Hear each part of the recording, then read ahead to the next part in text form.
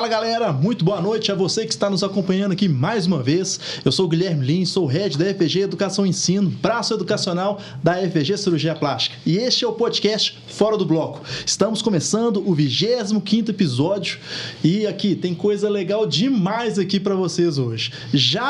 Se você está assistindo a gente pelo YouTube e não é inscrito no nosso canal, já se inscreve aí agora, já dá aquele joinha para alavancar aqui o nosso canal e envia para todos os seus amigos aí esse podcast, que não tem dúvida que tem coisa legal demais aqui para vocês hoje. Estou recebendo aqui vocês mais uma vez com o meu co-anfitrião, Daniel Mendes. Como é que estão as coisas aí, Daniel? Tá morrendo de saudade sua, Gui. Pô, eu também, cara. 15 dias, tirou férias, Nancran. Tirou férias, voltou agora. Veio só ao prestígio, ele voltou, agora eu tava te contando só da Floripa, só pra fazer o podcast, amanhã tá de férias de novo. Não, olha só, Daniel tirou férias, tava lá na Itália, eu tive que tocar aqui sozinho. Eu não esqueço aqui no nosso podcast. Mas, Daniel, obrigado aí, pela sua presença mais uma vez. E hoje nós estamos recebendo aqui, uma ilustre presença, como sempre, pessoal? A gente não traz gente aqui que não é ilustre, que não é super conceituado. Hoje nós vamos falar aqui de um tema super legal. Nós estamos trazendo aqui um cara que tem aí muita estrada, de medicina, de mercado. A gente já trouxe aqui algumas pessoas assim, mas hoje acho que, se não me engano, acho que é o que tem mais experiência. Acho que o Nancran que vai ter a maior estrada dessa turma aí. Acho que é o que tem mais estrada. Não é que você tá velho não, viu, Nancran? Mas é porque tem que tirar o chapéu. Então eu vou apresentá-lo. Estamos recebendo aqui o Dr. Rodrigo Nancran. Ele formou em medicina em 1992 pela Universidade Federal de Minas Gerais. Se especializou em cirurgia geral, tendo feito residência médica na Santa Casa de Belo Horizonte, um dos centros de formação médica de mais tradição e conceito no Brasil. Ele atua na área da cirurgia bariátrica e metabólica, cirurgia do aparelho digestivo, cirurgia de parede abdominal e cirurgia videolaparoscópica. Falei direito? Videolaparoscópica. É isso aí. E cirurgia robótica. Então, assim, gente, nós estamos aqui recebendo um especialista aqui e com muita estrada.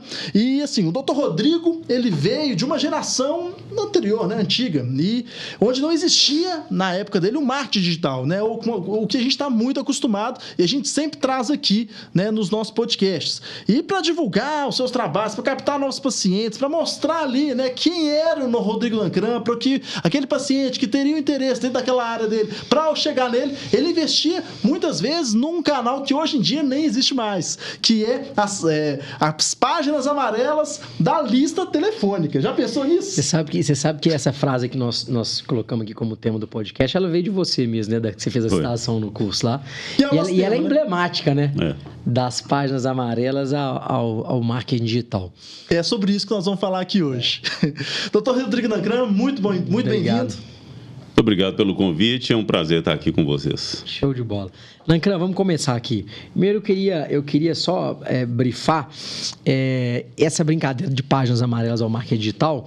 Me conta um pouquinho, me volta no tempo e faz uma retrospectiva. E como é que era essa dinâmica da páginas amarelas? Conta pra gente aí um pouquinho. Posso começar um pouquinho antes do Páginas Amarelas? Claro, por favor. Quando eu formei em 92, eu não tinha telefone celular. E o telefone celular era quando surgiu, foi logo nessa fase, depois que eu formei, assim que eu comecei a residência, eu tive o meu primeiro telefone celular. Eram aqueles grandões, não existia nenhum arremedo de smartphone como a gente tem hoje, E era difícil você conseguir um telefone celular, que era só Telemig celular, que tinha aquilo na época. Então, eu comecei nessa fase. Sim. Então, quando eu comecei eu montei meu consultório, minha clínica, e a atitude naquela época era uma atitude muito expectante, Você esperava os pacientes chegarem no consultório. Formou, é isso. Ele vai chegar. A questão vai chegar. A questão é que nós montamos uma clínica, era uma clínica associada com outras especialidades, tinha dermato, tinha cirurgia plástica. Multiespecialidade. Multiespecialidade, nutrição. E a gente tinha alguns tratamentos lá, muito voltados para essa área de estética, porque os meus associados eram voltados muito para essa área. Sim. E a gente sentiu a necessidade de ter algum tipo de divulgação. E as divulgações naquela época eram as mais mirabolantes, Imagina. Panfletar, ligar, pôr aqueles adesivos nas lixeiras da cidade. Sim. E assim, páginas amarelas, então, era uma necessidade, porque as pessoas procuravam o que elas precisavam, Sim. de A a Z. Era um mecanismo de pesquisa. Era um mecanismo de pesquisa. Era o Google da década de 90. Era um mecanismo de pesquisa. Todo mundo era obrigatório ter páginas amarelas. Então, você folheava lá, escolhia o que você estava procurando e ia. Quando você tinha uma linha que era praticamente obrigatória, isso aparecia lá, ele tinha algum resultado, ele te achava. Quando você tinha um anúncio pequeno, a sua procura em função desse anúncio era um pouco melhor. E quando você tinha um anúncio grande dentro do Páginas Amarelas, você tinha uma procura muito boa. Sim. E observando isso, o que eu percebi? Que tinham sempre os mesmos anunciantes na quarta capa, que era a capa, quando você vira ela de costas, ali Sim. tinha anunciantes ali. Aí eu falei, eu quero essa quarta capa aqui. Eu falei, não, mas não tem jeito, porque esses anunciantes aqui não saem daqui. Eles renovam periodicamente, eles não saem daqui. Falou, então o negócio deve ser bom mesmo. E por um golpe de sorte eu consegui uma meia quarta página. Sim. Quarta capa, consegui meia. E isso foi assim um ponto marcante na minha clínica do número de pacientes que nos procuravam. Então a população inteira de Belo Horizonte e região metropolitana tinha acesso ao Páginas Amarelas, era um livro, né, que todo mundo Cara, eu não sou tão velho, mas eu não sou tão novo. Eu lembro demais. Você chegou? Não, você é mais novo, você é 10 anos mais novo que eu. Não tinha lista telefônica lá em casa, meus pais usavam. Eu lembro de consultar, eu lembro de olhar no catálogo, né, de telefônico, página amarela, que tinha página amarela e página branca, né? Branca era normal, né? Amarela era comercial, né? Era jurídica, né? Então, aí que surgiu aquela fala minha lá no curso a respeito do Páginas Amarelas. De lá para cá. Gente, imaginar que eu já fui anunciante do Páginas Amarelas e que eu fiquei anos esperando aparecer uma quarta capa para eu anunciar. E eu não saía dela, me custava caríssimo, e eu não saía dela de jeito nenhum, porque ela me dava Era o seu canal. Era o meu canal. Agora, deixa eu contar uma outra coisa interessante. Meu pai era médico, ele formou em 1947. Né? Ele já é falecido hoje. E eu cresci, né, dentro de uma cultura médica dentro de casa. Sim. E isso teve influência assim, na minha formação como cirurgião? É claro que teve. Né? Foi por isso que eu sou cirurgião? Não, não é. É porque eu queria ser mesmo. Sim. Mas a influência teve. E eu sempre escutei meu pai falando que... meu filho, você tem que se preocupar em ser muito bom. Se você for muito bom, as coisas vão acontecer. Seu consultório vai encher naturalmente. Era a cultura da época, porque na época era assim. Sim. Hoje o negócio mudou completamente. Né? Hoje você tem que ser bom, obrigatoriamente, mas você tem que parecer ser bom e as pessoas têm que saber que você é bom. Ele tinha um colega, nós estamos falando do Página Amarela, então tem um negócio mais curioso ainda. Ele tinha um colega que era clínico, e que ele gostava muito dele como médico e gostava de encaminhar os pacientes para ele. Então, o paciente chegava no consultório dele e ele tinha que encaminhar, mas o médico não tinha telefone no consultório, não tinha telefone. Ele falou, fulano, você tem que arrumar um telefone no seu consultório, eu quero encaminhar um paciente para você, eu não consigo. Ele falou, Nancanã, por que você vai encaminhar o paciente por telefone? Encaminha ele a pé. Meu consultório é 2 minutos daqui, ele vem andando, sobe aqui, eu atendo. Direita, número eu tal. atendo por ordem de chegada, então você não precisa de telefone. Manda ele a pé, não é por telefone, não. Então, cara, assim, loucura, em 1940, 50, há menos era dessa de 100 forma anos. que funcionava. 80 anos atrás. Hoje mudou, né? Completamente. É muito doido, né, cara? Você parar a pensar assim, o que a medicina e o que a própria humanidade avançou nesses últimos 100 anos é um negócio a nível de tecnologia, de comunicação, é um negócio fora do comum. E deixa eu te fazer uma pergunta, assim, aproveitando essa introdução que você trouxe pra gente. Quando você olha lá do Páginas Amarelas para a sua atividade hoje, como cirurgião geral, como médico e tal, qual é a principal diferença que você vê na atividade assim? Você tem alguma coisa que fala, cara, isso mudou completamente, é só o marketing mesmo, a forma de capital, ou você consegue trazer outra coisa para esse enredo, assim? Quando você compara, assim, cara, há 40 anos era desse jeito, hoje é desse. além do marketing em si, mudou muito? Ou você acha que o marketing é que fez essa grande... que traz uma diferença maior nos dias de hoje, assim? A forma como capta o paciente, por aí vai. Tem sim. O marketing tem uma diferença muito grande do que era antes, porque antes o paciente vinha por indicação. Olha, quem que faz cirurgia bariátrica? Falou, é o Rodrigo, fulano, Beltrano. Aí a pessoa olhava lá e falava, mas então eu já escutei mais falar desse aqui. Do Rodrigo. Então, deixa eu ir lá. Então a pessoa chegava lá... Minha amiga foi no Rodrigo e gostou e ponto. Então ela não conhecia a minha cara, não sabia qual era a minha voz. Primeira vez era a primeira consulta. Não sabia a minha idade, não sabia nada. Não tinha, se era louro, moreno. Não sabia nada. Então ela chegava, ela era uma grande surpresa, né? Uma grande surpresa. E as pessoas gostam da gente por um motivo e outras não gostam de você pelo mesmo motivo. Exatamente. Né? Falo muito grosso, tem gente que gosta, tem gente que acha que incomoda. Então, tem coisa que não dá para mudar. É ponto de vista, não tem como mudar. É ponto de vista. Então, então mudou muito. Hoje é assim, completamente diferente. O que eu vejo muito é que não existe um paciente que chega no meu consultório e que eu sou uma grande surpresa para ele. Eu nunca sou uma grande surpresa. Porque eles sempre olharam o meu site, sua rede social, as minhas redes sociais. Ele já te conheceu? Já me conheceu, eles sabem como que eu penso, como que eu falo, sabem o tom da minha voz, imaginam a minha idade, apesar de eu parecer ser bem mais novo do que eu sou. Com certeza. Eles sabem da minha idade, sabem da minha experiência, eu tenho vídeos falando do meu currículo, o que eu falo, minha experiência. E outra coisa, aquilo que eu falo... As pessoas publicam, eu tenho prova social do que eu faço, né? Então eu falo, gente, eu faço cirurgia bariátrica, o tempo de internação é assim, a cirurgia que sangra pouco, eu falo das vantagens todas, daquilo que eu faço, da jornada que eu proporciono para o meu paciente, o que é importante num pré-operatório, durante, após. O paciente já chega lá, ele já assistiu tudo isso. Isso é muito importante. Então, ele já chega com dúvidas. Eu não entendi bem isso, não entendi muito mais bem direcionadas. Muito mais direcionado. Então, hoje, a consulta médica ela é muito mais bem aproveitada pelo paciente, porque ele sai de lá com muito mais informações daquilo que é importante para ele e ele tem mais capacidade de amadurecer isso no pós. E isso ajuda muito na tomada de decisão, né? O paciente tem uma facilidade muito maior na tomada de decisão. Então, muito mais informação, né? Ele tem muito mais acesso à informação. Ô, Nancran, deixa eu te fazer uma outra pergunta aqui que eu estou curioso aqui.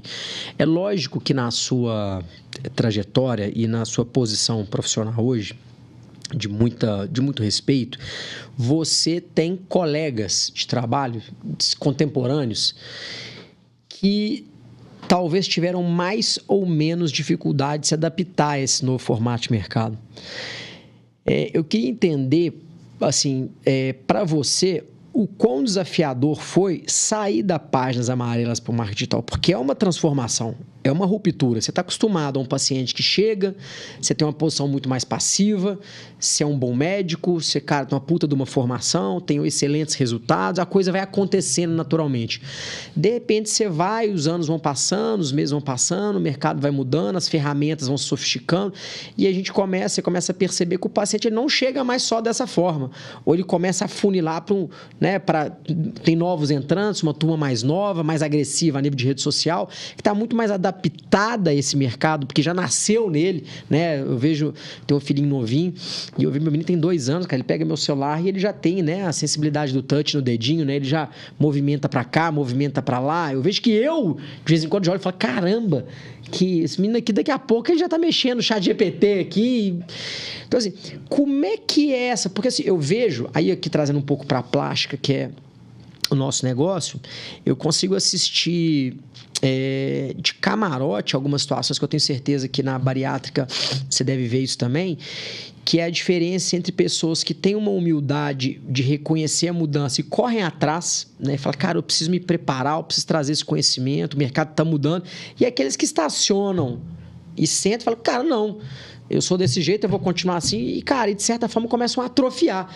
Porque o mercado não aceita... o mercado, ele é soberano, né? Eu imagino que você deve ter vários exemplos de gente, cara, falou, não, eu sou assim, vai continuar chegando e muitas vezes para de chegar. E gente que sai da zona do conforto e fala, cara, não, deixa eu me buscar me transformar. Porque eu lembro que quando a gente se conheceu, eu lembro que a gente chegou a discutir um pouco sobre isso, que era, cara, que é foda, você tá acostumado a uma forma, tem 20 anos que você faz daquele jeito, de repente as coisas mudam. Você fala, puta, eu preciso me transformar aqui agora, eu preciso abrir uma rede social, eu preciso dar a cara a tapa, eu preciso abrir uma caixinha de pergunta, eu preciso me desinibir, eu preciso falar de um jeito, porque as pessoas precisam... Enfim, essas coisas todas. O que você já viu de camarote aí? Porque você deve ter colegas que, cara, que não mudaram, né? E que perderam o mercado por isso, eu imagino. Eu vi de camarote, a maior mudança que eu vi foi a minha mesmo. Minha mudança foi muito grande. Então, de uma conduta expectante no meu primeiro consultório, ao anúncio de panfletagem, etc., ao Páginas Amarelas. Em 2011, eu sempre fui muito reservado. Sim. Então, eu falei, não vou ter Facebook, não quero ter Facebook, eu acho que não é o meu perfil, não vou me sentir confortável, não quero e pronto.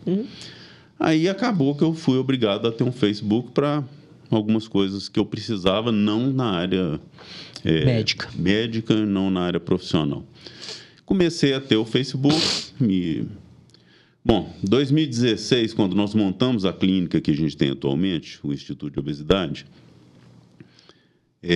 a gente montamos um site muito bem montado, e esse site, ele era muito importante na captação de pacientes. Sim. As pessoas pesquisavam no Google, cirurgia bariátrica, Belo Horizonte. Encontravam vocês? Na pesquisa orgânica, eles achavam a gente sempre lá no topo da primeira página. Eram menos cirurgiões bariátricos que faziam a coisa de forma séria, como a gente fazia. Então, a gente estava sempre na lista. Um site muito bem feito.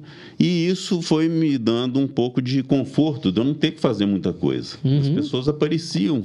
Aquele canal estava funcionando bem? Funcionando super bem. E é um canal passivo. Não é totalmente desse canal ativo que a gente tem hoje nas redes sociais. Sim. E minha clínica funcionava bem. Tinha um volume grande de cirurgias e tal. E eu... me acomodei com isso, mas chegou num ponto que chegou isso que você falou, o pessoal mais novo chegou de forma mais agressiva nas redes sociais e nas outras formas de comunicação com o público, e os pacientes conheciam aquele cirurgião novo que estava começando na vida. Já geravam empatia com ele. E começaram a migrar muito para o consultório dele, e o negócio diluiu. E o volume nosso da clínica, que somos mais de um cirurgião lá, eu e mais alguns, o negócio diminuiu, porque diluiu.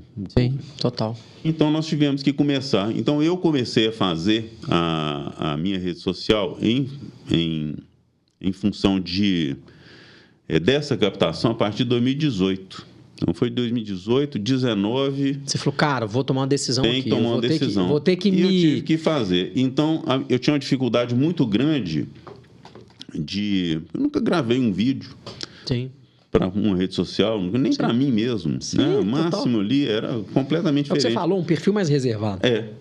Então, tive que aprender, e eu procurei uma mentoria em certas coisas. Então, falar em... uma mentoria em... Oratória. Procurei, porque são coisas importantes. Legal isso, são muito importantes, coisas assim, gestos que você não pode fazer. Você pega tem muitos políticos aí que fazem gestos obscenos enquanto estão falando o tempo todo, né? E a gente aprende postura, para onde olhar quando você tem um público, assim, isso é muito importante. E a ter um pouco mais de atenção na forma de fluir a sua oratória. E dizer alguma coisa, que não é falar e não dizer nada, né? Exato. Isso é outra coisa. Então, isso foi muito importante. Então, eu procurei isso, porque era uma dificuldade que eu tinha. Tenho ainda, né? Só que hoje menos. Hoje melhor. Cara, você sabe que... Deixa eu te contar um negócio. Eu te sigo, né? Eu sou seu seguidor. Eu sou seu fã. Dou 2 cliques lá. Deixa eu anotar aqui no meu currículo. E, cara, é engraçado, né? E eu tô para te falar que, né, não é porque você está aqui hoje, não, mas eu já tinha notado isso. Logo, obviamente, eu comecei a te seguir quando a gente se conheceu no curso. Eu comecei a te seguir ali. E eu comecei a ver algumas aparições suas, alguns vídeos seus, falando lá, ó, minha agenda tá aberta, não sei o quê. E eu vejo que da primeira vez que eu vi... Até hoje? Até a última vez que eu vi, eu lembro que da última vez que eu vi, eu lembro de eu ter reparado internamente, mas, cara, que evolução. A forma de fazer, o sorriso, o tom de voz. Pra mim, que vi um vídeo ali, né, logo quando eu te conheci, sei lá, eu comecei a te seguir, você fez o curso, tem o quê, um ano? Acho que foi no final do ano passado. Novembro, novembro, vai fazer dezembro. um ano daqui a pouco. Novembro. Então, vamos botar um pouco mais de 6 meses. Eu já vejo uma diferença grande. Ou seja, existe ali um treinamento, um exercício de... isso é muito legal. Quanto mais você faz, né, cara? Você vai pegando o jeito, né? Vai ficando mais, né? Então, foi uma escolha. Você falou, cara, eu vou mudar. Vou ter que fazer esse trem, vou enfiar a cara nesse negócio aqui, vou pegar minhas dificuldades e vou embora. Não foi uma escolha, foi uma necessidade. Foi uma necessidade. Eu tive que fazer. Porque aquilo que eu fazia antes não funcionava mais e a cada vez... Te esgoelar mais. O mercado, e tem dado agora. resultado, Dancran? Tem, muito resultado. E outra coisa é o seguinte, é a especialidade em que você está, né? Então, a cirurgia bariátrica é uma demanda direta. O paciente eles têm o próprio diagnóstico, ele se faz o diagnóstico, ninguém precisa de falar com ele que ele tem obesidade. Então, ele não precisa de procurar um médico para isso. Então, ele decide que, depois de tentar muitas dietas, muitos medicamentos, não funcionou, hoje está na mídia e todo mundo sabe que a cirurgia bariátrica é o melhor tratamento, o mais eficiente contra a obesidade. Então, é uma procura direta. É diferente de um cirurgião oncológico, por exemplo. Isso faz pouca diferença para ele como profissional. Total. Por quê? O cirurgião oncológico ele está inserido num núcleo de oncologia. Então, esse núcleo é que vai gerar paciente cirúrgico para ele. Sem dúvida. Ele vai procurar... Então, ele não vai ele vai num centro de especialidade de cirurgia oncológica, né? Porque ele tem um câncer e precisa de tratamento. Qual que ele vai atrás da solução. Vai atrás da solução. E a solução ela é sempre um conjunto de coisas. Se ela for só cirúrgica, esse paciente vai ser direcionado para o cirurgião.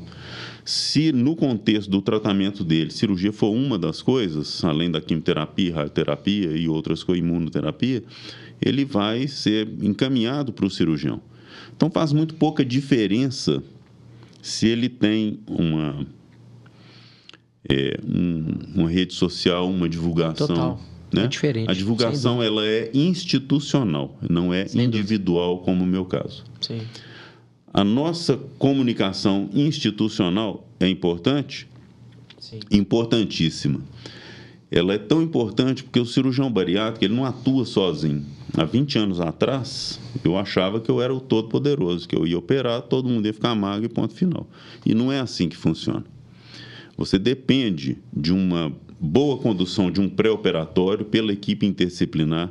Você precisa, durante o período de internação, de uma atuação eficiente de cada um dos membros da equipe cirúrgica e da equipe hospitalar.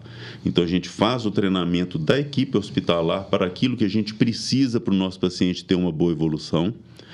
E a gente precisa de uma condução do pós-operatório muito adequada desse paciente para que ele tenha um resultado adequado.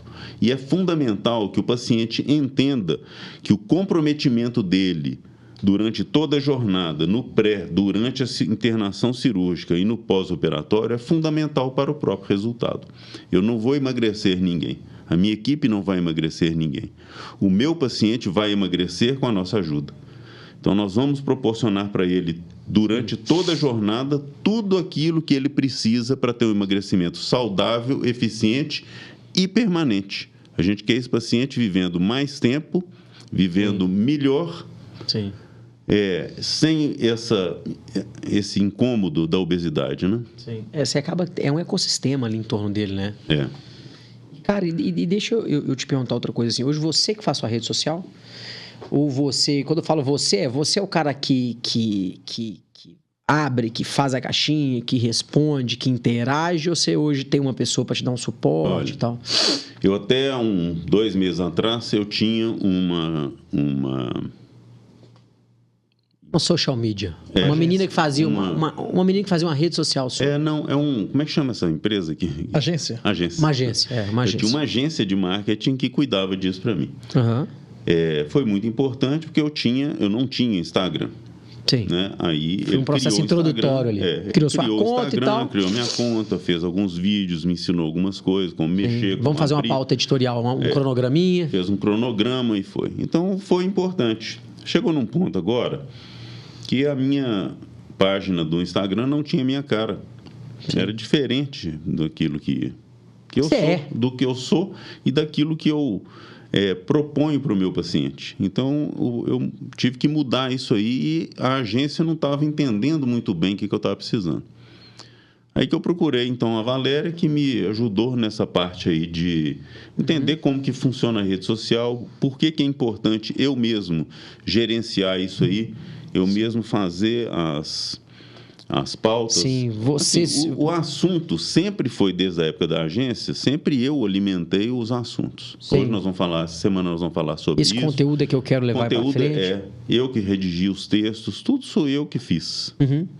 Mas, assim, é muito a cara deles, o jeito deles, sim, não o meu jeito. Sim. Então, agora eu estou mudando isso aí e vou fazer uma reformulação da minha logomarca, da minha cor, das minhas coisas, né? Sim. Para ela ficar mais parecido comigo. E eu tenho procurado... Antes eu respondia todas as caixinhas de pergunta com um texto, né? De vez em quando. Aí eu resolvi responder 100% por vídeo.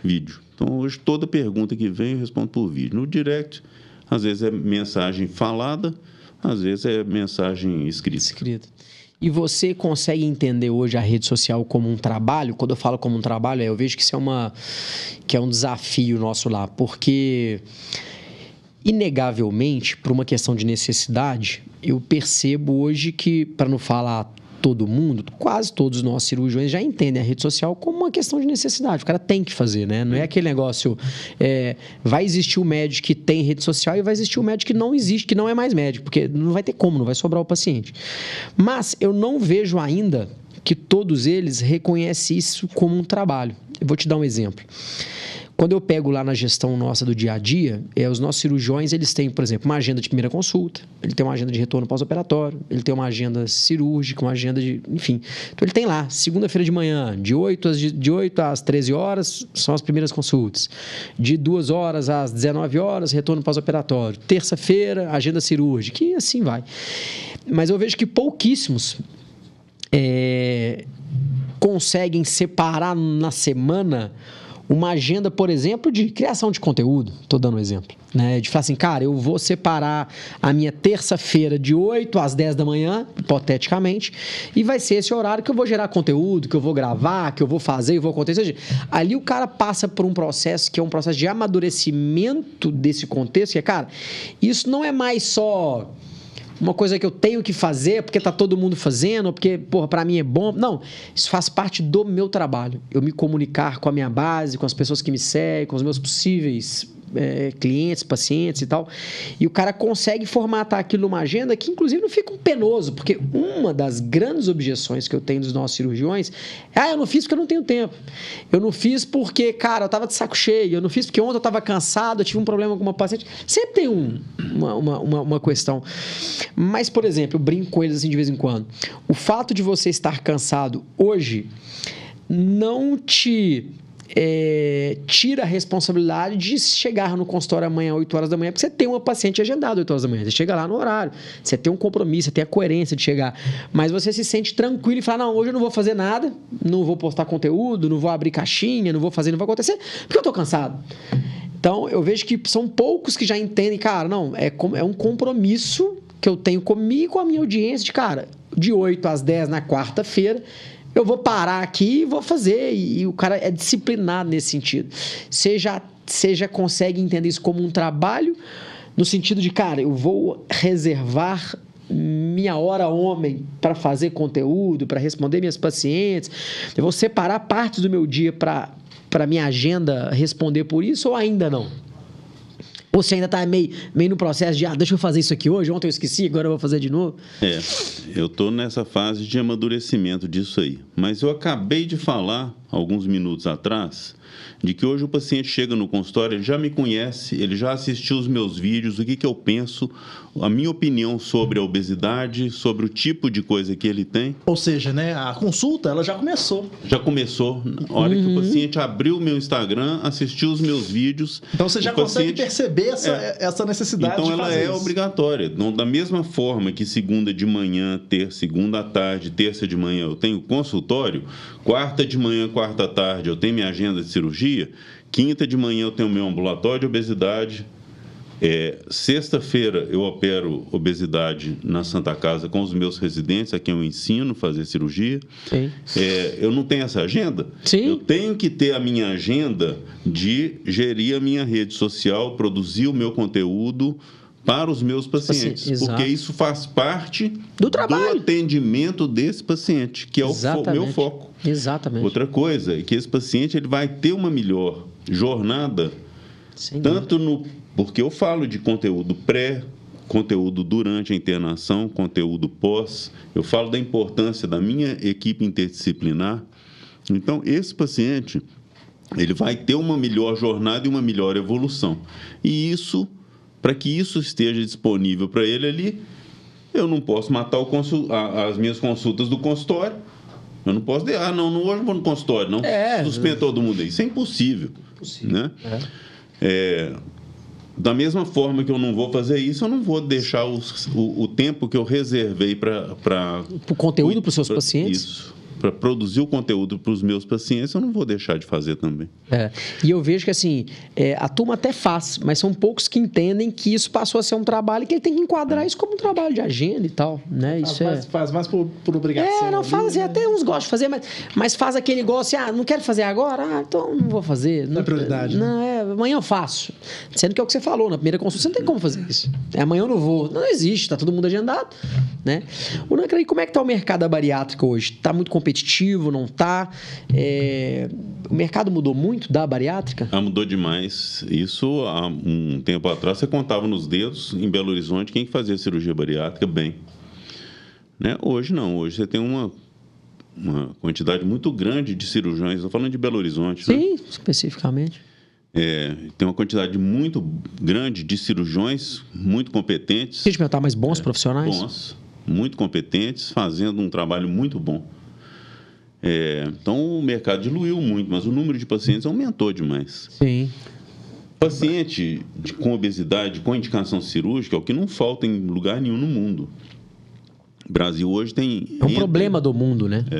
O Brasil hoje tem entre 4,5 milhões e 5 milhões de obesos móveis com indicação cirúrgica. Caramba. Nós não fazemos 100 mil. Se a gente estivesse fazendo 100 mil, eram 45 anos para operar os que já existem. Fora os que não são obesos hoje, que vão virar amanhã. Né? Então, tem uma demanda reprimida absurda. Bem grande. Então, tem paciente para todos esses aí? Tem muito mais do que a gente daria conta de operar. Sim. E hoje, a cirurgia bariátrica, diferente da cirurgia plástica, né? Ele está muito fundamentado no plano de saúde, né? Hoje, como é que funciona assim para você? Assim? Hoje você trabalha mais com plano ou mais particular? O plano de saúde é muito importante para a questão do paciente com obesidade, né? Porque é uma internação que, apesar de curta, é uma doença que tem um custo, assim, e muitos desses obesos não têm condição financeira para poder arcar com isso. Mas tem o plano de saúde. Então, o plano de saúde é importante? É importantíssimo, né? E fora assim, né? Fora que não é uma cirurgia... você pode acabar tendo uma complicação em intercorrência que o plano cobre, né? O que você estava contando pra gente. Assim, é raro, né? A complicação hoje em cirurgia bariátrica, ela é menor do que 0,2%. As pessoas não entendem o que é isso. Uma cesariana, ela tem 3,5% de complicação. Está explicado. Então, a cirurgia bariátrica, ela tem 0,2%. É perigoso fazer uma cirurgia bariátrica? Não. É uma cirurgia que evoluiu muito também, né? Porque antigamente você fazia ela aberta, né? Minha sogra, ela fez. Ela tem uma cicatrizona, assim, porque ela fez sei lá, quantos anos? Uns 30 anos atrás. Uns 30 Mudou anos. muito, a parte técnica, tecnológica do... Nossa, demais. Demais. Tanto essa mudança é responsável pela mudança do resultado, né? Hoje o índice de complicação é tão baixo por uma questão de treinamento, os cirurgiões todos operam muito mais hoje. Quem mexe com cirurgia bariátrica hoje praticamente mexe só com cirurgia bariátrica. Sim, um especialista. Então a gente opera assim, ano passado a nossa clínica, o Instituto de Obesidade, nós operamos 900 cirurgias. Cacete. Então é um volume grande, a experiência da gente é enorme, né? É muito grande. Hoje é feito por vídeo. Quanto que é, Nancran, curiosidade, uma cirurgia, você pegar um obeso, vamos chamar de convencional, né, sem nenhuma complicação específica, adicional, se o cara fosse fazer isso no particular, quanto que é uma cirurgia bariátrica hoje? Não é com uma referência igual vocês e num hospital legal, de primeira linha? Isso, um paciente que não tem nenhuma... assistido por nenhum plano, nenhuma seguradora. Nenhuma seguradora. Vou pagar no coco. Tá. E que não tem, assim, é um paciente comum que não tem nenhuma comorbidade que vai gerar uma internação mais longa ou não vai ter nenhum tipo de prolongamento na sua internação. Perfeito, né? Perfeito. Ele vai gastar entre 28 e 35 mil aqui em Belo Horizonte de uma média geral. Sim, é uma referência. É uma referência. Isso incluindo o quê? Hospital de boa qualidade, porque não se opera cirurgia bariátrica em hospital que não esteja preparado para isso. É fundamental. Você não vai fazer uma cirurgia bariátrica com quem não tem expertise para isso, né? Então você tem que ter uma equipe que esteja habituada com esse tipo de cirurgia. Você tem que ter uma equipe interdisciplinar, né? E você tem que ter uma assistência muito boa para esse paciente. Sim. Material, você não vai usar material de má qualidade. Então o resultado ele é diretamente proporcional à qualidade do material que você usa. Se você usou um grampeador de má qualidade, você aumenta muito o risco desse paciente desenvolver ter uma evolução ruim, uma fístula, um sangramento, alguma coisa. Sim.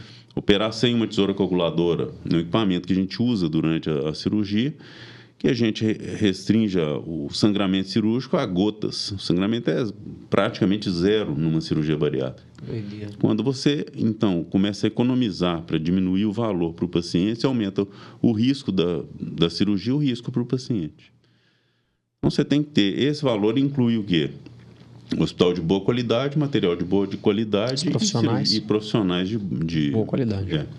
O Nancran, e o mercado da bariátrica, ele avançou, sofisticou, como eu percebo que o da plástica ele está nesse caminho de aglutinação ou empresariamento da atividade. Então, por exemplo, você tem o mercado da plástica, por exemplo, você tem em Belo Horizonte, a gente tem aí em BH, quase 400 cirurgiões plásticos, 300 e alguma coisa.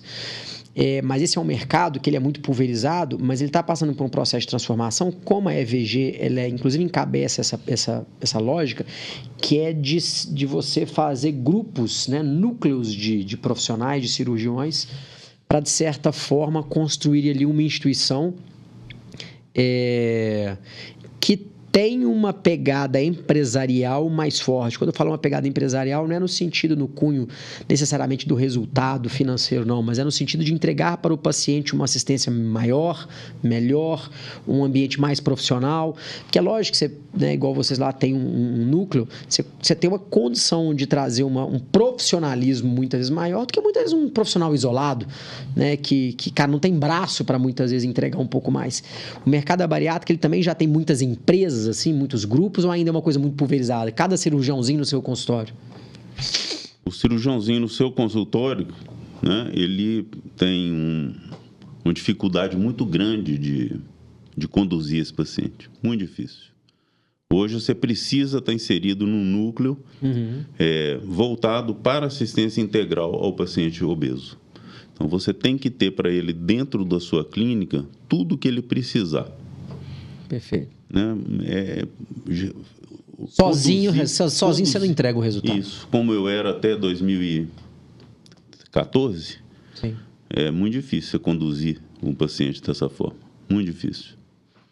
Inclusive, eu fui nessa fase. Essa fase é que em Belo Horizonte começaram a surgir, todo mundo teve a mesma percepção. Sim. O paciente ia no meu consultório, aí tinha que passar por diversos profissionais antes, que eu falei, que você recomendava, já tinha ali uma... Então, vai para o fulano, beltrano e tal. Já tinha ali aí uma você tem que turma fazer que você exame confiava. aqui e ali, aí eu ia fazer cada exame em um lugar. vou fazer esse aqui porque o laboratório é perto da minha casa, vou fazer endoscopia que é mais barato lá porque ali. é mais... Aceita o meu plano. Aceita o meu plano. Aí você chegava com aquele monte de exame, tudo assim... fragmentado. E você não sabia, assim, se aquele exame foi feito da maneira correta. Você passava a não ter muita confiança naquilo que você recebia. Tinha uma perda, né? Então, quando nós nos agrupamos, então melhorou demais, porque a gente orienta melhor o paciente do que fazer, a gente facilita a vida do paciente, aonde fazer os exames, o pré-operatório, que profissional procurar ali dentro da clínica mesmo. Então, o resultado melhorou muito, né? Você procurar hoje... Eu não estou falando mal do cirurgião que tem o consultório dele isoladamente. Não, é o perfil total, dele. Né? Sim. Ele pode operar muito bem, mas ele vai ter muita dificuldade de ter a mesma condição de entrega, jornada, e eu duvido que ele vai ter o mesmo resultado que a gente apresenta. Sim. Porque nós temos um resultado muito bom. Em 2017, nós solicitamos lá na clínica, e a clínica solicitamos lá uma certificação de qualidade norte-americana, que é a SRC. Então, eles auditam todos os resultados que a gente tem durante um período de 2 anos, com um número mínimo de cirurgias, e vão ver se você está agindo dentro das melhores práticas. Das melhores práticas. Por exemplo, eu estou aqui agora... Né? Se esse podcast fosse lá em São Paulo, eu estaria em São Paulo. E se meu paciente complicasse aqui? Ele ia para onde, quem que ia cobrir? Então, perfeito. Durante todo esse período, e é assim até hoje, nunca a equipe toda tira férias junto. Sim. Então, se tem um Réveillon e a turma vai viajar, um de nós vai ficar. Sim. Um de nós vai ficar e vai cobrir uma intercorrência que eventualidade ocorre em qualquer um de nós da clínica. Sim. Então, nós conseguimos essa certificação e ela foi uma certificação muito importante para a gente. Por quê? Bom, hein? Nós tivemos a oportunidade de ver o nosso resultado, ver que o nosso resultado é bom demais. Nós tivemos essa certificação norte-americana e isso, o turismo médico, ele ocorre. O americano, ele sai muito dos Estados Unidos para vir operar em outros países. Eu ia te perguntar isso muito agora. No México, por causa da proximidade, Sim. Mas eles vêm aqui também. E começou a aparecer esse público, esse tipo de paciente do turismo médico que sai dos Estados Unidos para cá, só depois que a gente nos certificamos da SRC. Se credenciou. Por quê? O americano ele sai de lá para ir operar fora do país dele, mas em um lugar que ele tenha a mesma qualidade, a mesma credibilidade que ele teria lá. Sim. Então foi aí que começou a aparecer esse público para a gente. O mercado americano é o maior mercado? Até pela obesidade até o americano, até pela cultura americana da alimentação e tal. Eles fazem o dobro de número de cirurgias bariátricas que a gente faz. E nós somos o segundo país no mundo em número de cirurgias Estados Unidos, Brasil. E a nível de proeficiência técnica, o cirurgião brasileiro, deixa alguma coisa a desejar para o cirurgião americano? Aí aqui eu falando do profissional. Ponto 1. Ponto 2. A infraestrutura brasileira, premium, né, que tem o melhor para ser entregue, deixa alguma coisa a desejar para a estrutura americana? Não. Nosso cirurgião tem a mesma capacidade, o mesmo treinamento, a mesma experiência do cirurgião norte-americano. Mesma coisa. Então, o número de cirurgias que o cirurgião... Estou falando do cirurgião... dedicado a isso. De primeira linha. Isso. Então, ele tem a mesma... Não deixa a desejar. Nada, nem nada. Em estrutura, a gente usa os mesmos materiais, a mesma tecnologia. Se é por videolaparoscopia, os equipamentos dos hospitais que a gente opera são os mesmos que a gente vai encontrar lá nos Estados Unidos. E... robô, a gente tem acesso aqui em Belo Horizonte, tem 5 robôs, né? Da melhor qualidade, os mesmos que se encontram nos melhores centros nos Estados Unidos. Sim. Ou seja, 0 a 0. 0 a 0. Não deixa nada a desejar. E deixa eu te fazer uma pergunta. Na plástica, a gente tem observado nos últimos anos um crescimento muito grande do que a gente está falando aqui do turismo cirúrgico, né? Mas eu percebo uma diferença, 2 vertentes. Uma primeira vertente que é o brasileiro que mora no exterior, seja nos Estados Unidos ou seja na Europa. E esse cara, essa paciente, ele acaba vindo para o Brasil por uma questão bem de oportunidade. Quando eu quero de oportunidade, eu quero dizer assim, ela aproveita que ela vai vir para o Brasil para operar, seja por um período de férias que ela está, né, no emprego dela nos Estados Unidos ou na Europa, e aproveita e vai ver a família. Então ela faz uma dobradinha e fala, cara, eu vou para o Brasil, vou operar. O Brasil, no caso da plástica, ele é reconhecidamente como o maior e melhor centro estético, cirúrgico do mundo. Então, assim, o Brasil hoje ele é mais bem visto a nível de qualificação dos seus profissionais do que os Estados Unidos, do que o europeu. Então, o Brasil ele é um grande centro, então os pacientes do Brasil vêm. E eu tenho começado a perceber americanos, que não era uma coisa que acontecia muito, vinha muito brasileiro que morava fora, né? Brasileira que morava fora. Agora nós estamos começando a receber pacientes realmente americanos, né? O estrangeiro mesmo. E aqui já é por uma outra condição. No nosso caso, é muito por uma condição de moeda, né, a desvalorização do real. O cara fala assim, cara, eu vou pagar, sei lá, $15 mil numa cirurgia de contorno corporal nos Estados Unidos, aqui no Brasil eu vou pagar $35 mil. Pô, $15 mil vezes 5, né, são $75 mil. Ela vai pagar 35 aqui. Então a diferença no 1 a 1 é mais ou menos parecido, mas na hora que você converte a moeda desvalorizada, fica financeiramente muito vantajoso para essa paciente vir fazer num lugar que é considerado uma grande referência e voltar com o resultado, porque o Brasil, até por uma questão cultural também, ele é uma grande referência em contorno corporal, né? Lipoescultura, lipoabdominoplastia e por aí vai. Você percebe na bariátrica esse movimento parecido, no sentido de que tem um brasileiro obeso lá fora que vem para o Brasil por essa questão, cara, meu país, minha língua, meu conforto, e o estrangeiro que vem por uma questão financeira, cara, é mais barato, porque, por exemplo, o americano que vem para o Brasil, eu imagino que ele não vai ter um plano, né? Ele vai pagar no particular. Tem um turismo já vivo, assim, ou é ainda uma coisa meio que tímida do público bariátrico? Você consegue realmente trazer um paciente de fora? Que hoje, por incrível que pareça, por exemplo, estou vindo, nós estamos aqui nesse podcast agora, eu estou vindo de uma reunião, um canal nosso de aquisição é Performance, que é Ads, né, que é o Meta Ads e o Google Ads, e a gente estava discutindo qual seria o melhor criativo para a gente impactar um público, tanto um brasileiro que mora no exterior, quanto um estrangeiro, quanto um americano, que aí tem que ser uma publicidade em língua estrangeira e por aí vai. E aí a gente percebeu nessa discussão, nesse brainstormzinho lá, que para o brasileiro a consciência e a objeção era uma, para o americano a consciência e a objeção era outra. Para o brasileiro era muito essa questão da oportunidade de vir para o Brasil, um grande centro, a melhor referência, se aproveita e faz um turismo. Para o americano era outro, o americano era mais dinheiro, o que você vai conseguir aqui melhor e mais barato, né? Na bariátrica já tem assim de forma muito nítida ou ainda não? Tem. O brasileiro que mora nos Estados Unidos, no exterior de uma forma geral, na Europa também, eles têm muito mais dificuldade de acesso a uma cirurgia bariátrica lá do que aqui. Tanto para quem tem o convênio, como também para quem tem o dinheiro para pagar.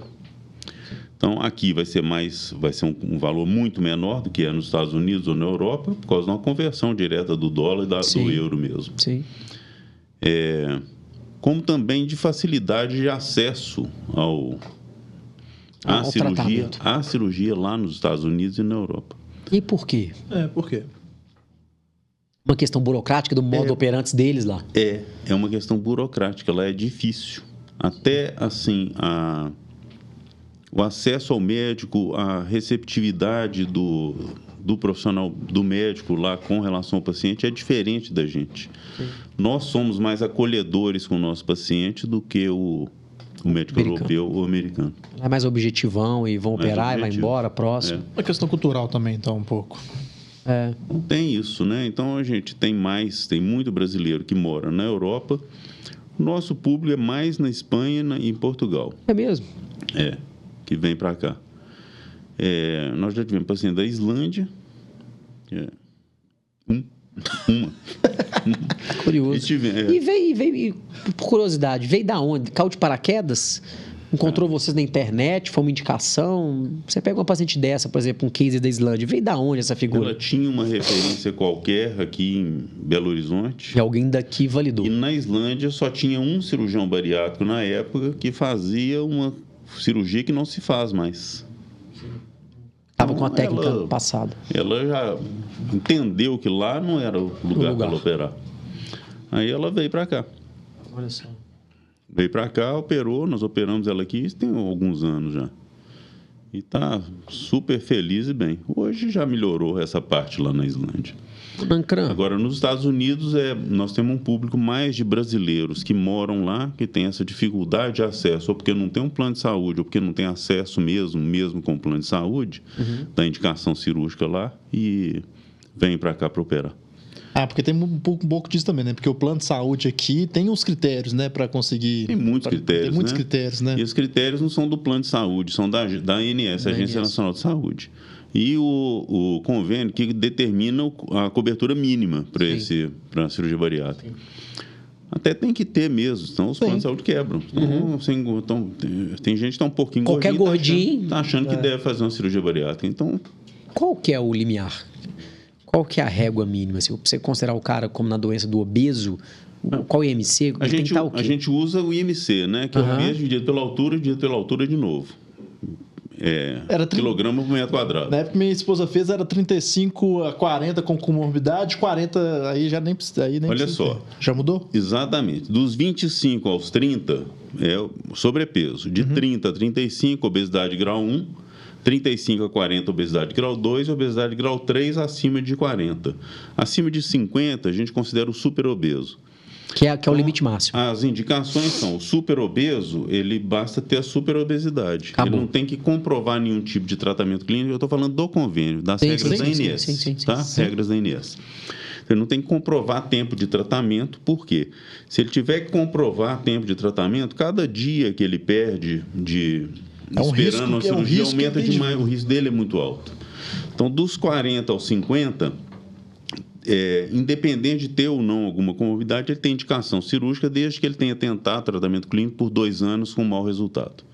Dos 35 aos 40, que é a obesidade grau 2, tem que ter uma comorbidade associada à obesidade. Uma hipertensão arterial, uma dislipidemia, um ovário policístico, infertilidade ou várias outras coisas. Minha esposa tinha ovário policístico e conseguiu por conta disso.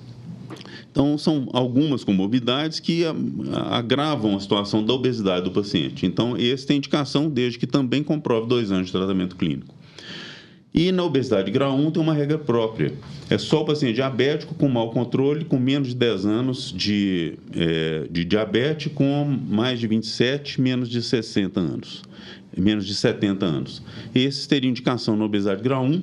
Isso é uma regra do CFM que ainda não foi incorporado na ANS. Então, esse é um paciente que não consegue ainda, apesar de toda a indicação, ele não consegue. Agora, pensa bem numa coisa. Toda doença a gente não quer tratar na fase inicial. Por que a mulher faz mamografia anualmente para poder detectar uma lesão no início dela, com a possibilidade de resultado muito melhor da cirurgia? Na obesidade, a gente não pode pensar de forma diferente. Por que a gente tem que deixar a obesidade se agravar tanto assim para poder ter uma indicação cirúrgica? Por que a gente vai operar o obeso mórbido só? Então, eu penso diferente. Sim. Eu acho que a obesidade nessa lógica. Contrassenso. Eu acho que a obesidade tratada na sua fase inicial, não. A obesidade tratada na sua fase inicial, ela vai ter um resultado melhor do que naquele paciente que evoluiu durante muitos anos e acumulou diversas doenças. Depois que uma artrose de joelho e quadril, um diabetes e já estão estabelecidos, tem muito o que fazer. O resultado é muito pior do que aquele paciente que ainda não desenvolveu. Então, gente, o paciente, qual mulher ou qual pessoa que tem um IMC de 31, 32, que está feliz porque está com 31 ou 32? Tem uma obesidade que incomoda demais, né, sobre todos os aspectos da vida dela. Por que tem que esperar chegar nos 35 e ficar diabética para operar? Se ela está com 32, passou uma temporada grande com 32 de IMC e não está feliz com aquilo, Por que ela tem que esperar gravar? Não. Então, existe um público muito grande de pacientes, eles não têm cobertura do plano de saúde. Cara, eu vou emendar, pegar esse assunto seu, eu vou meter 2 perguntas aqui para a gente caminhar para o fechamento. Olha que doideira. Eu sou do conselho da Médicos Sem Fila.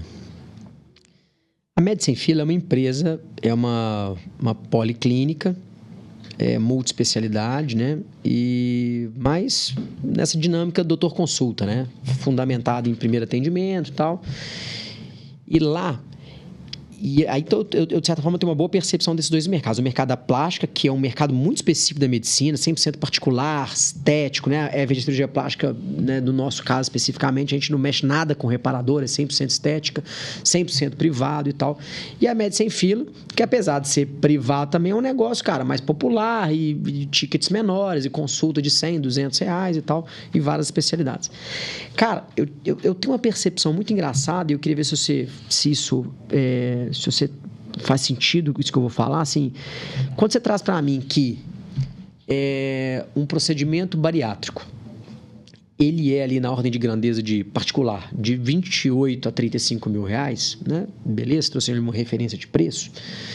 Essa é mais ou menos a referência de preço da plástica, né? Você pegar uma cirurgia plástica hoje de contorno corporal, ela vai estar nesse horizonte, ela vai estar de 30 mil a 40 mil reais. E eu vejo como é que é doido o ser humano, né? Como é que as pessoas investem na estética e muitas vezes não investem na saúde.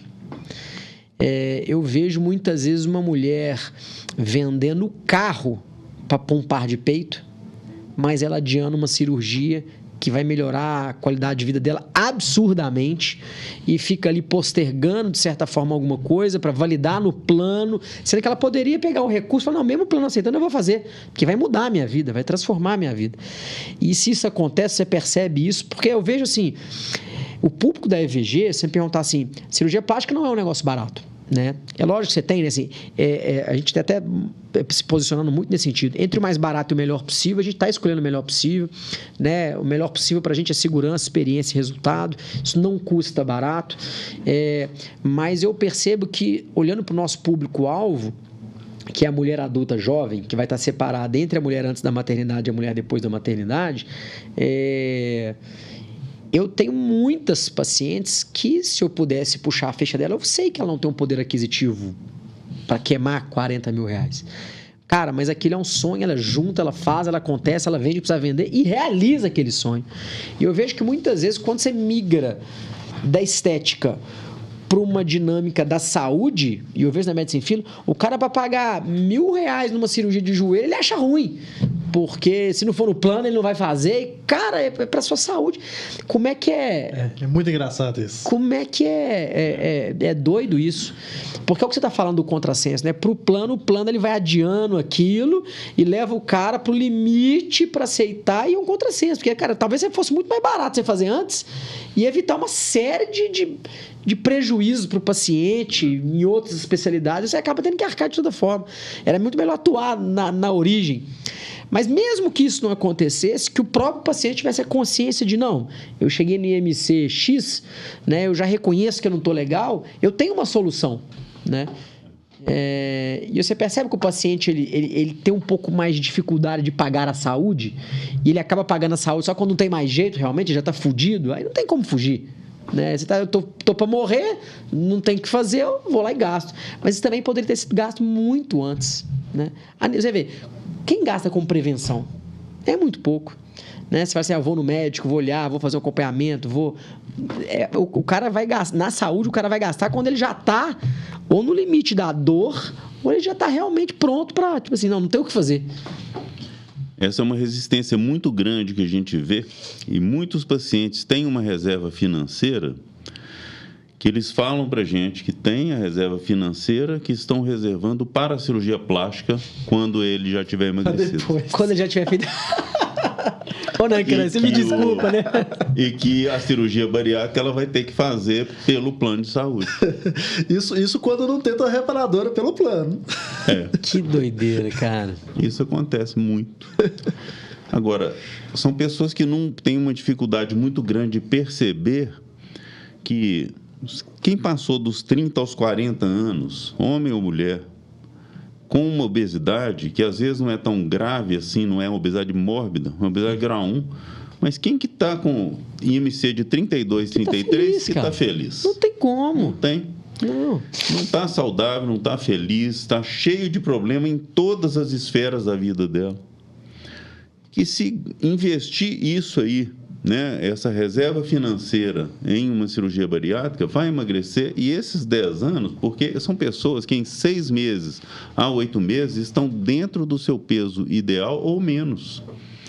Então, a diferença rápido, né? Que isso traz para um paciente em qualidade de vida, saúde e estética, as pessoas não entendem que isso é estética também, não. Totalmente, porra. Né?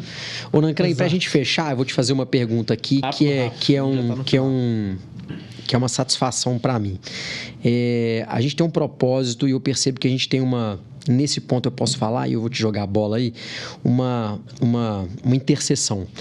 Que as duas especialidades, tanto a especialidade plástica quanto a bariátrica, elas são agentes transformadores, né? Assim, de melhorar a vida das pessoas, né?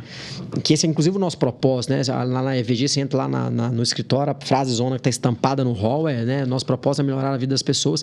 E o quão realmente transformador e gratificante é isso, né? Porque você não muda só a vida da sua paciente ou do seu paciente, você muda a vida do ecossistema dele inteiro, da relação do marido, da mulher com a esposa, com o cônjuge, com os filhos, com ele com o trabalho, com ele mesmo. E eu vejo que você fecha pra gente aí falando, cara, o quão transformador é o que você faz. Do tanto que você tem satisfação de fazer isso naturalmente, por você estar nisso há 60 anos. Sacaneando, né, cara?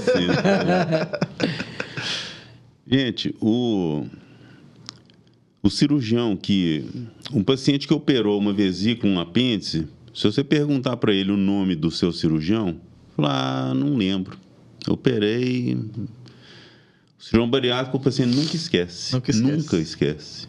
Isso é verdade. Porque é um ponto tão importante, tão marcante na vida dele, o período em que ele tinha obesidade, operou, deixou de ter obesidade, melhorou todas as coisas na vida dele, nessas esferas todas que você falou, família, trabalho, ele mesmo, autoestima e tudo. Então, é um ponto muito marcante para o paciente.